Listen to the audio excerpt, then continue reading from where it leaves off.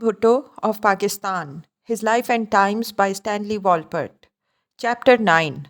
President Bhutto picks up the pieces. December 1971 to July 1972. The feudal side of Bhutto, however, managed to subvert virtually all the idealistic good intentions he spoke so much about. My dear brother, he wrote to the governor of Sindh's senior adviser that same February. Habits do not change easily, but men of responsibility have to change habits if they are to serve their nations. I have changed. Before undertaking your present responsibilities, it was a different matter if you went with a bus load of females to Shehbaz Kalandar or wasted precious hours every evening at Sanji's. I request you, in the name of the country, to put a complete end to such things. Many tongues have already begun to wag. You know the mentality of our people. They do not spare anyone, including the saints.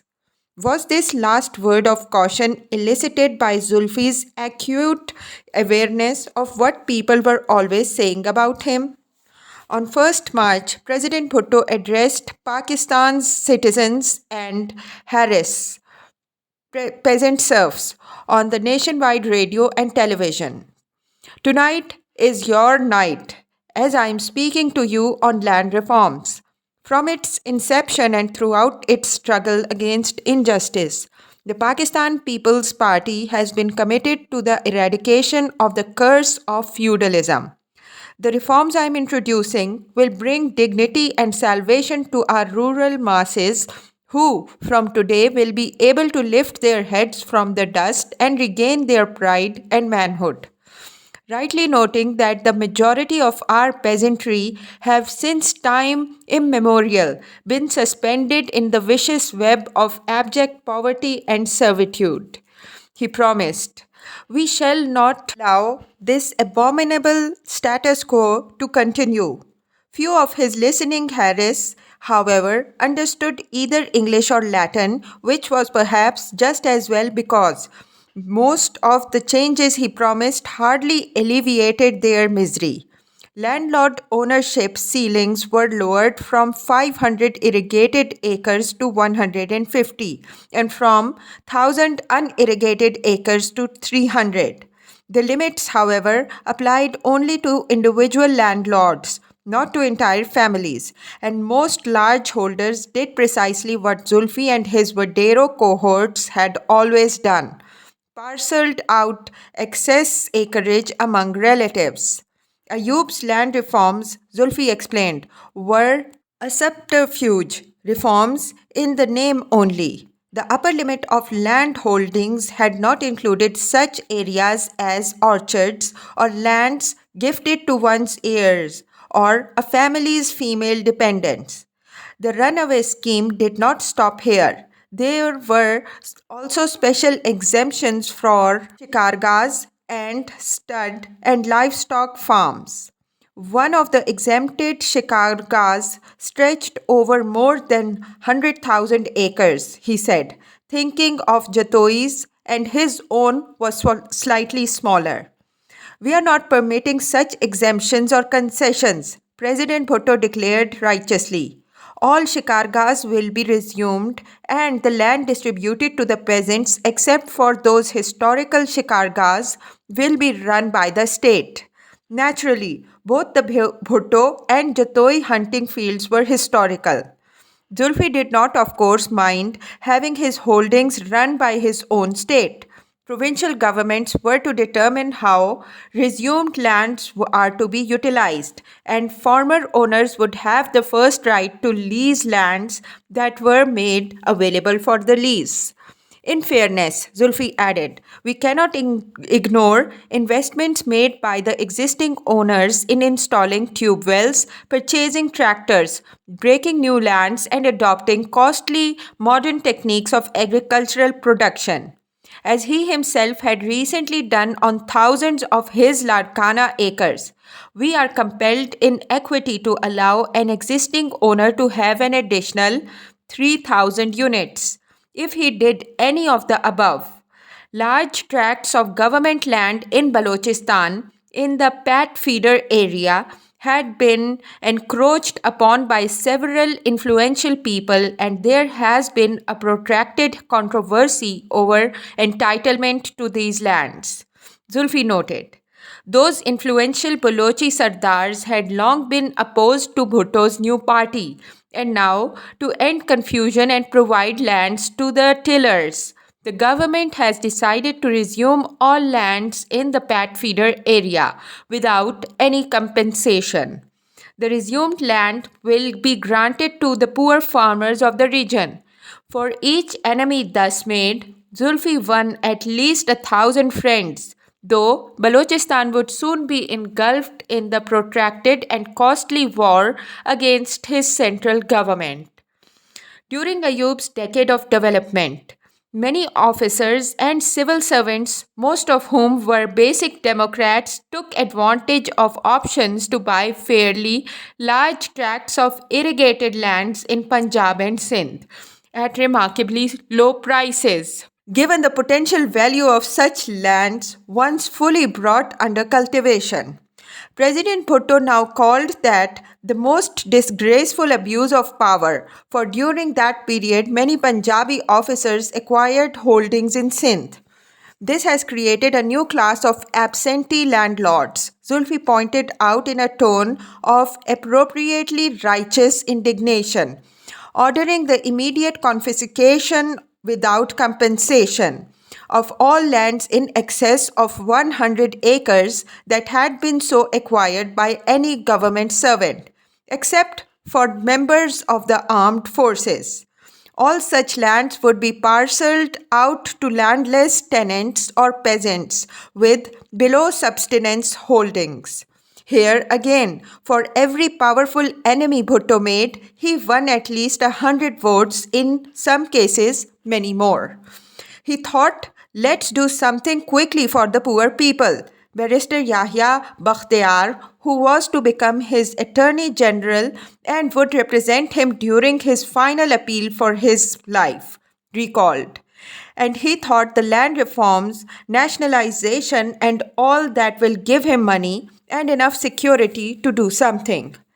Zhou Enlai had asked Zulfi during their recent meeting in China why he was in such a hurry about his reforms. Bakhtiar remembered from having accompanied Bhutto to China. Because they were very good friends, Zhou's words of caution elicited this very frank reply from Bhutto.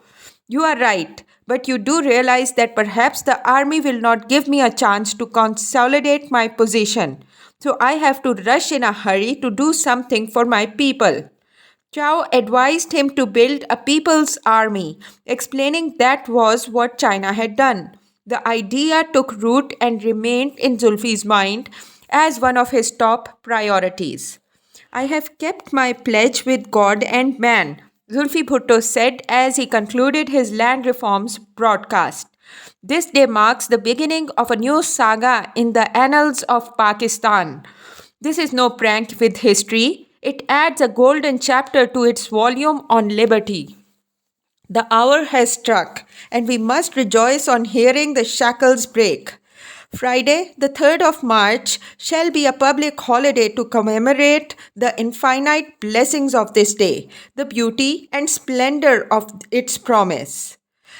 That holiday, Friday, he addressed his nation again, reminding his listeners that when he had taken charge the previous December, we were in a cesspool and the nation had to be picked up. We have no time to lose. I know there have been sacrifices of essential commodities. The prices of atta, wheat flour, have risen. The prices of sugar is increasing. I am aware of all these developments. They hurt me very much, and we are taking measures to rectify the position. What could I do if the granary was not to be found? If the food stocks were not available? If the wheat crop had been completely depleted by its faulty distribution? What could I do? Even when a person takes an aspirin, his headache does not disappear with the taking of the pill. It takes a little time, But here in Pakistan, we have had to undergo a major surgical operation. He then announced his decision to replace Lieutenant General Gul Hassan with Lieutenant General Tikka Khan as the new head of the army and Air Marshal Rahim Khan with Air Marshal Zafar Chaudhry. From today, we will no longer have the anachronistic and obsolete posts of Commander-in-Chief. Every wing of the armed forces will be headed by a Chief of Staff. This is the practice in many countries. So we have changed the colonial structure of the armed forces of Pakistan and injected a truly independent pattern into this vital service. It was Zulfi's first step towards creating his people's army. As commander-in-chief and president himself, he now felt more secure against any possible coup. Zulfi trusted Tikka Khan more than he had Gul Hassan. As Lahore's corps commander and martial law administrator of Punjab during Yahya's period, Tikka had met Zulfi quite often in Lahore, and I was totally neutral, the general, then governor of Punjab, recalled. I remained out of politics and I didn't let anyone under me in the army take part in politics. Were it not for Tikka Khan's neutrality in Lahore in 1969 to 1970, the mass People's Party rallies at which Zulfi spoke and received such spectacular receptions might have turned into military massacres. Tikka Khan had been an important asset to Bhutto, at least by what he did not do, if not by what he did. Yet, he also proved helpful in other ways. After 6th March 1971, when he was sent as governor to Dhaka, I got letters from Bhutto. Please look after so and so. Look after so and so. And then Mr. Bhutto came around about 20th March. I remember we had made all the arrangements to receive them at the airport and take them to the Intercontinental Hotel. I came back 1st of September 1971 and met with Mr. Bhutto again here in Islamabad, Pindi, and then we came closer. Then Yahya Khan resigned. Pressure from Gul Hassan's side, army side, and the army was not happy. Then he took over. Tikka, though senior to Gul Hassan, had not resigned but had gone to the Multan area as corps commander, for with India in occupation of the east, it was still an emergency in Pakistan, as he so strongly testified before the Army's commission investigating the Dhaka debacle in late February. Then on 2nd March, he was invited to see President Bhutto at his house, and they sat on the lawn together as the sun was setting. And he said, I believe you have given a very good statement to the commission, and he would like to have a copy of that. Then we discussed the 1971 war and so forth, but I knew nothing about what was going to happen to me. Tikka insisted, for Bhutto had not as yet tipped his hand. The next day, he received a letter from Bhutto appointing him Chief of Staff and ordering him to return to Pindi at once. I was driven to his office and we had tea together. Tikka Khan recounted, the president wished him best of luck and explained there had been difficulty with the previous commander-in-chief. People were not cooperating. General Akbar, who had trained the Kashmir liberators before launching Operation Gibraltar in 1965 and was now Bhutto's Minister of State for Internal Security, had secured 3 generals in his office. General Gul Hassan was being kept in protective custody by Mustafa Khar. Bhutto feared a military coup at this time. The 3 generals held by iron-fisted Akbar were brought to Tikka Khan's office in Pindi the next morning, and the tough new chief told them, you have to cooperate with the civil government. You are under the civil government, and so on and so forth. And after that, I just disposed them off. I knew this army fairly well, Tikka explained, smiling tightly. The next day, Tikka addressed some 300 of his officers at GHQ and told them what they should do. much as he had told the troika of generals earlier. A police strike had started over a week before on the frontier and moved into Punjab. And when the president ordered the army and air force to put it down, Gul Hassan and Rahim Khan had not cooperated. Tikka Khan, however, always obeyed orders, as did General Akbar. We are determined to have a new vigorous institution of the armed forces, Zulfi told his nation on 3rd March. We are absolutely determined to have invincible armed forces. It must again become the finest fighting machine in Asia. This we must do. This is a sacred task. The structure has been changed and the heads of the three services are dedicated individuals. The people of Pakistan and the armed forces themselves are equally determined to wipe out Bonapartic influences from the armed forces. Bonapartism is an expression which means that professional soldiers turn into professional politicians. So I do not use the word Bonapartism. I use the word Bonapartic, a subtle distinction only a Bonapartist like Bhutto would bother to make. Because what has happened in Pakistan since 1954 and more openly since 1958 is that some professional journals turned to politics not as a profession but as a plunder. These Bonapartic influences must be rooted out in the interest of the country, in the interest of Pakistan of tomorrow, in the interest of the armed forces and the people of Pakistan. Zulfi gave much thought to military reforms and had read as much as he found time for on how Hitler and Mussolini had dealt with their rebellious generals as well as how Napoleon had accomplished all that he did.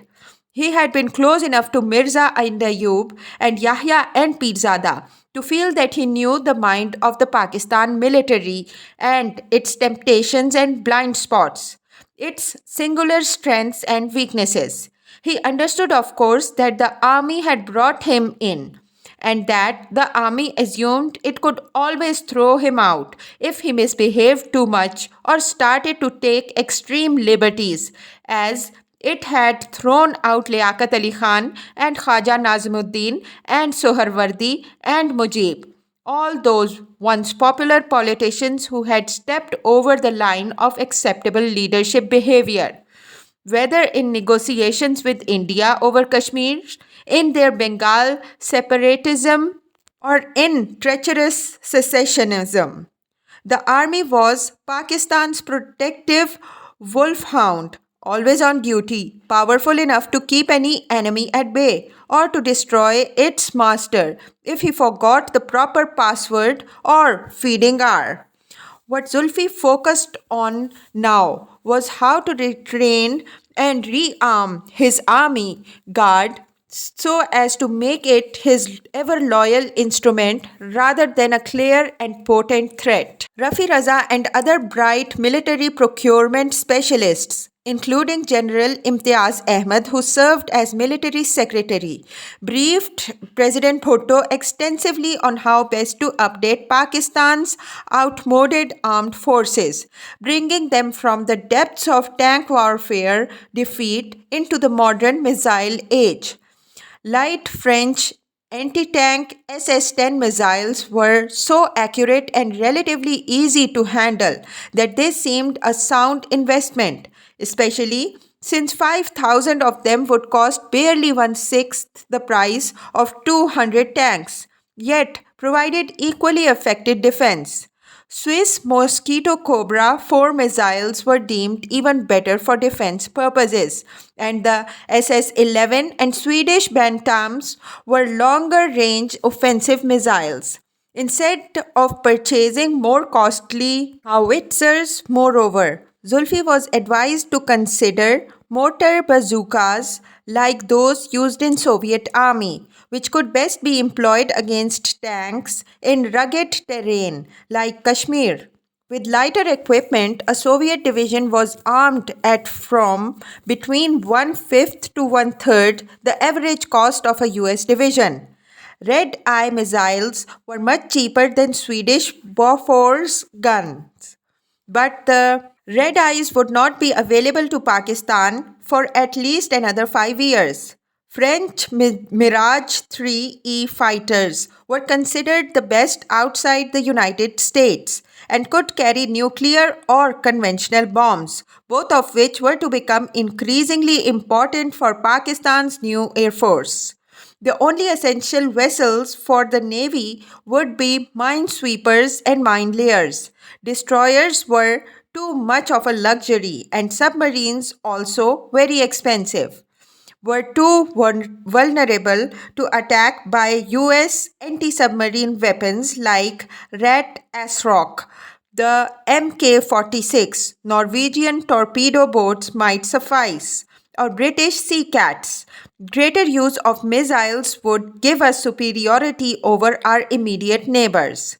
In his speech to the nation on 3rd March, Bhutto called the recent police strike a mutiny, and mutiny at a time when the armed forces are facing an enemy. But we faced it. With your power, my friends, I congratulate you and salute the gallant and brave people of Lahore for having responded to the call of the governor of the Punjab.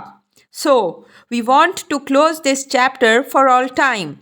He promised police reforms as swiftly as possible and had begun to think of creating his own elite force, the infamous Federal Security Force, or what came to be called Bhutto's Palace Guard, which was to play a more important and expensive role in his remaining years at the top.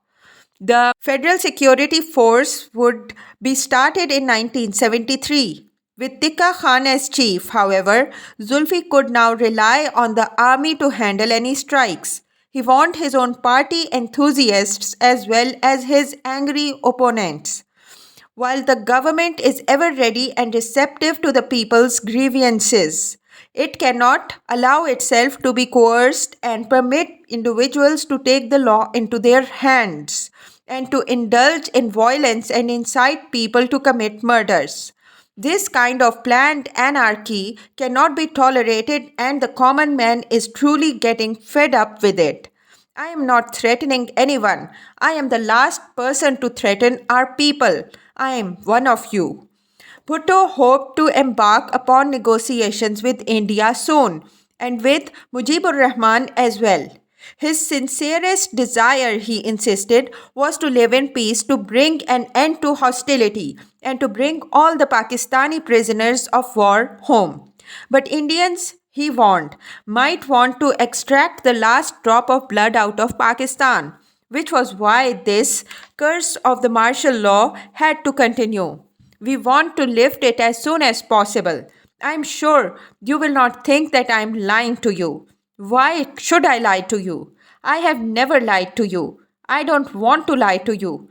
I am telling you the truth. Soon after this, Zulfi wrote a top secret memo to Tikka Khan.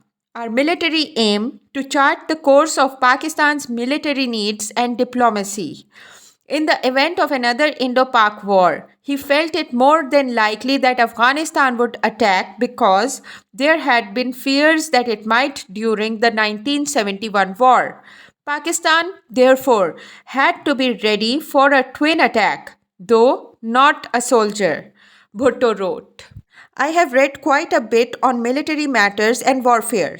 My 8 years in government from 1958 to 1966 have given me sufficient experience, especially when I was foreign minister. Recent events have raised our problems to an all-encompassing national challenge. I have for this reason arrived at certain conclusions based on the state of our country.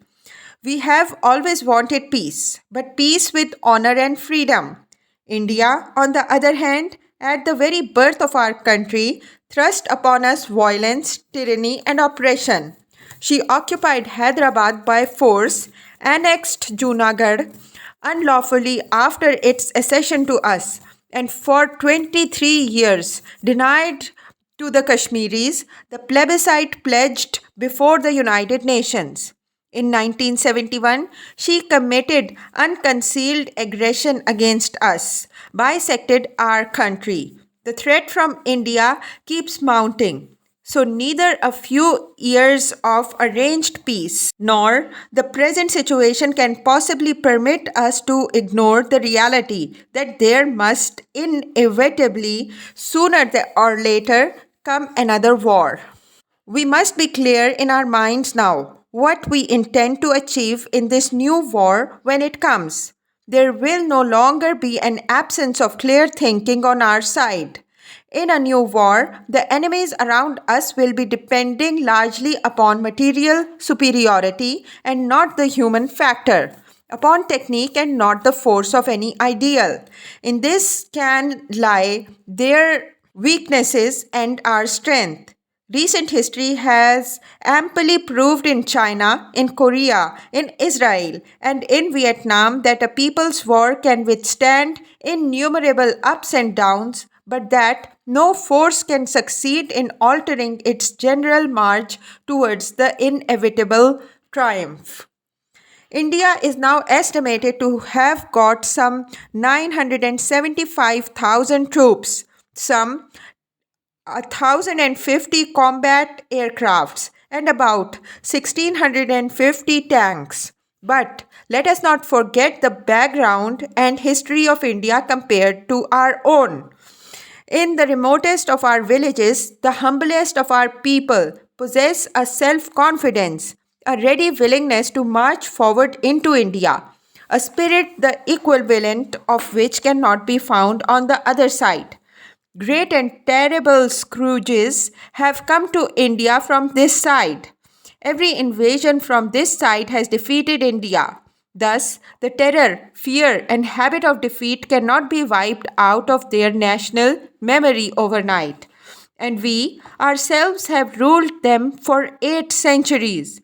All this is not ancient history. It is current history, and the Indian masses are just now still struggling against the legacy of superstition, religious intolerance, caste system, racial animosities, poverty, backwardness, ignorance, deceit, and the unconquerable habit of submission and servility.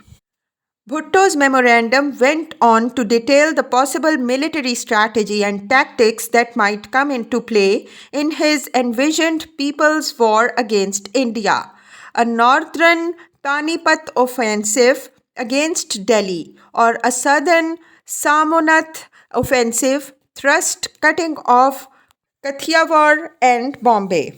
The village based People's Army would be a massive wave of raiders that would always be ready to carry out V.P. Menon's warning to his Indian government in 1947. The raiders are a grave threat to the integrity of India. Ever since the time of Mahmud of Ghaznavi, Srinagar today, Delhi tomorrow. A nation that forgets its history and its geography does so at its peril. Whatever Tika Khan's reply to Bhutto's memo may have been, Pakistan was never to be prepared for the People's War Zulfi Bhutto visualized against India, at least not in the remaining 7 years of his lifetime, nor during the decade and a half that followed his death. While drafting his secret plan for all-out war, Zulfi continued to practice the fine art of diplomacy he had studied at Berkeley. In late March, he flew to Moscow for 2 days meeting Premier Kosygin again and signing a 5-year treaty that reopened a vital channel of international trade that had been closed to Pakistan since the Bangladesh War. Indira Gandhi flew to Dhaka at this time, signing a 25-year treaty of friendship and cooperation and peace with Mujib. She promised to turn over to Bangladesh all the Pakistani prisoners, including General Niazi. Mujib announced that there would be no discussions with Pakistan concerning the return of more than 90,000 prisoners until Pakistan fully recognized Bangladesh.